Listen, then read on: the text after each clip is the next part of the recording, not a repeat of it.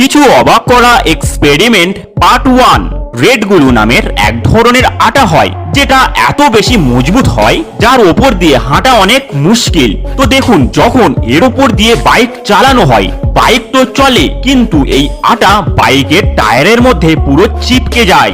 Number 2, threading মেশিনে যে কোনো জিনিসকে দিলে সেই জিনিসের অবস্থা পুরো শেষ করে দেয়, মানে সেই জিনিসটাকে পুরো নষ্ট করে দেয়। কিন্তু দেখুন, যখন থ্রেডিং মেশিনে এতগুলো মাজনকে একসাথে দেওয়া হয় তো দেখুন পেস্ট কত সুন্দরভাবে বাইরে বেরিয়ে আসছে। আর যখন এই মেশিনের মধ্যে কাঁচের বল দেওয়া হয়, সেই কাঁচের বলটির কিছুই হলো না, বরং বলটি এভাবে লাপাতে থাকে।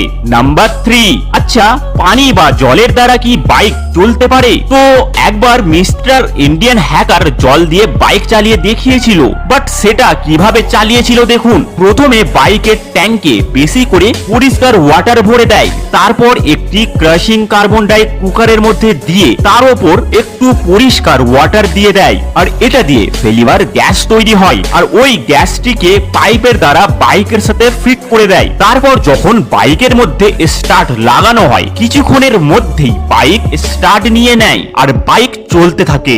ফ্যাক্ট নাম্বার 4, আপনি তো জানেন স্লাইম বাবলকে আপনি যত চাইবেন তত বড় করতে পারেন, আর এটা দিয়ে আপনি একটা বড় বাবলস তৈরি করতে পারেন। আর এই বাবলস তৈরি করার জন্য চারিদিকে এভাবে ধরে হেলাতে থাকুন আর দেখবেন একটা বড় বাবলস তৈরি হয়ে গেছে। নাম্বার 5, হাইড্রোলিক প্রেসার মেশিনের মধ্যে একটি লোহার বলকে গরম করে দেবার পর দেখুন সেই লোহার বলটি কত সুন্দরভাবে পুরো চিপটে পাপড় হয়ে যাচ্ছে।